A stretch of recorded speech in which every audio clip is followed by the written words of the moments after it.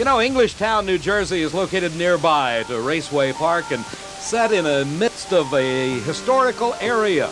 As the churches dating back into the 1700s, Englishtown itself as far back into the 1700s. Back in the Revolutionary War, Molly Pitcher's Well played a major part. And David, a different kind of history will be set here today at the East's finest drag racing facility, Raceway Park, just outside of Englishtown, New Jersey. It's the 14th annual NHRA Summernationals Championship, and we are now ready for second round action in the Top Fuel Eliminator category. A beautiful but hot day and a capacity crowd once again. When we talk about hot, it is temperatures up into the upper 90s with a high humidity level, and it's very taxing on these drivers as they sit in their fire suits encased in the roll cages waiting for their shot at the quarter mile. Connie Coletta will be in the far lane up against this man, Jim Head. Both are survivors from round number one. Head aspires someday to be a professional drag racer, but now supplements his income as a mechanical engineer based right outside of Columbus, Ohio. Has even tried a computer on board that car. This gentleman, Connie Coletta, a legend in the sport, and now operates a multi-million-dollar air freight service out of Detroit. A highly qualified jet pilot himself. Coletta in the far lane, Jim Head in the near lane, Dave McClellan. By virtue of the previous round's times, the lane choice going to Connie Coletta, we have not noted thus far any difference but a red light. Jim Head tries to put a whole shot on Connie Coletta, and Coletta's engine having a lot of problems. Sparks coming out of it, generally indicating when they come out the bottom of the car that there's problems with the clutch. Coletta brings the car to a safe stop. He doesn't seem to be having any problems with it, but you can see a huge shower of sparks coming out of the back of the car. As we watch Jim Head leave, he left just a fraction of a second too soon.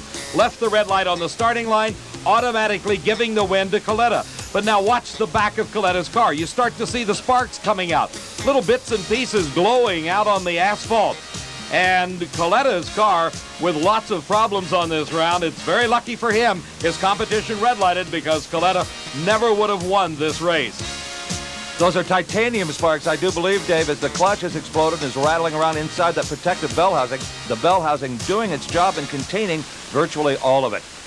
And next to incinerate the tires for second round top fuel action is Joe Amato of Old Ford, Pennsylvania. Amato's been drag racing for about 16 years, but only the past 2 years as a pro. He operates a high-performance wholesale business in Old Forge. His wife, Jerry, is his right arm. Racing against Joe Amato will be 20-year-old Scott Coletta. This is the second half of the Coletta Flying Services team, the second generation to race in Top Fuel Eliminator. Coletta will be in the far lane, Joe Amato in the near lane. As they say in horse racing, Joe Amato broke his maiden just a few weeks ago at the Grand Nationals in Montreal. And once they win that first big one, it gives them a taste, David. It sure does, Steve, and it seems to be the opportunity to go on to bigger things. But he's got to get past Scott Coletta, and he does it right at the finish line. A very close race.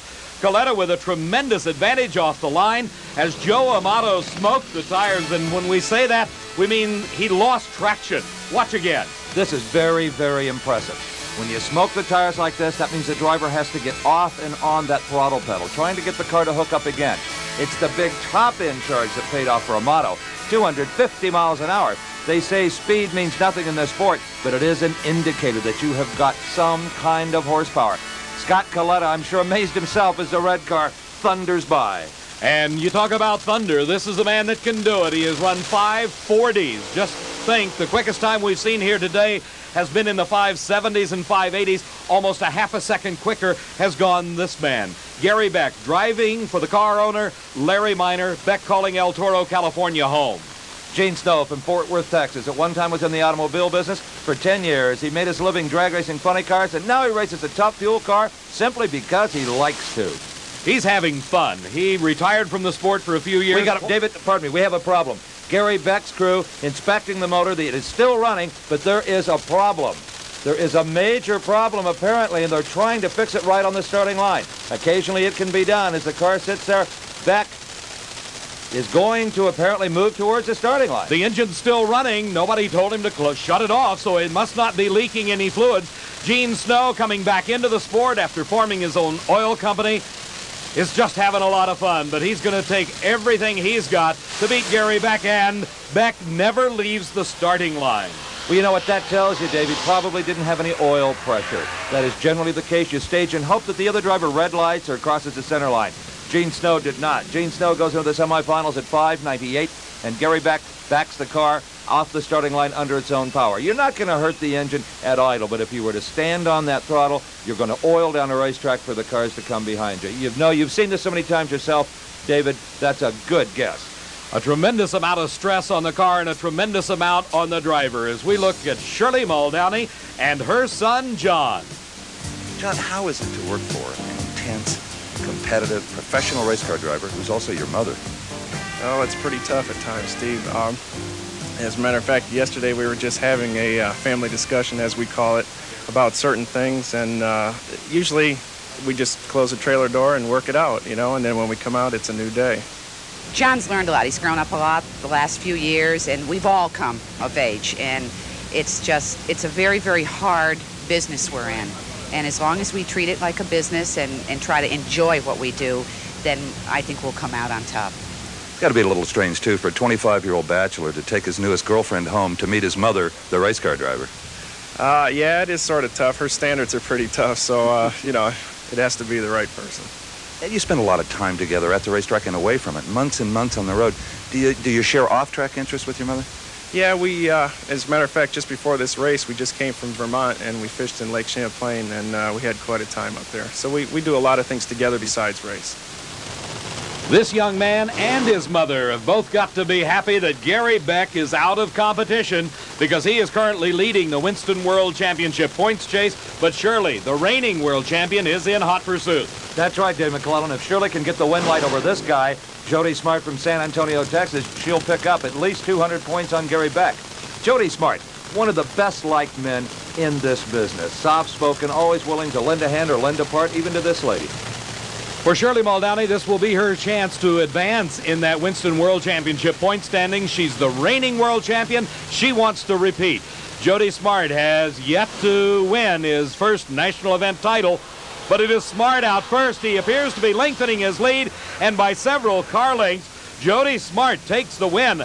Listen to the times, 5.74 seconds. One of the quickest runs all day to a losing 5.87 for Shirley Muldowney. But the speed for Smart, over 251 miles an hour.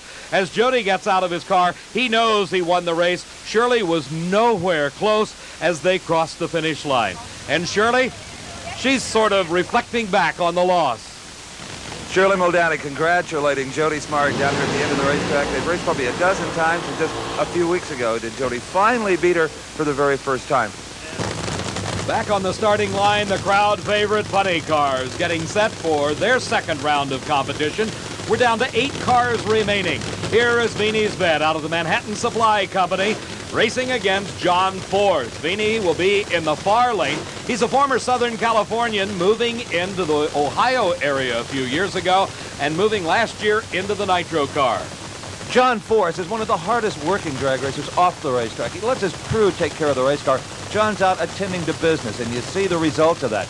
Many, many sponsors on this beautiful Pontiac Trans Am automobile. So it's John Force in the near lane up against Ken Vinny. Vinny driving a car of his own manufacture, the official national speed record holder. John Force moves first. A noticeable hole shot by John Force. It is Force. Boy, that is a race decided by a matter of inches as Ken Vinny.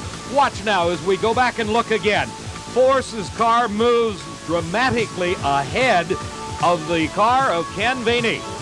And as they progress down the quarter mile, Force with the advantage. The car beginning to lose a little traction. You see it moving on the track. Now, Vinny at this point appears to be ahead. But as they hit the finish line, the broad yellow stripe, it is John Force in the win.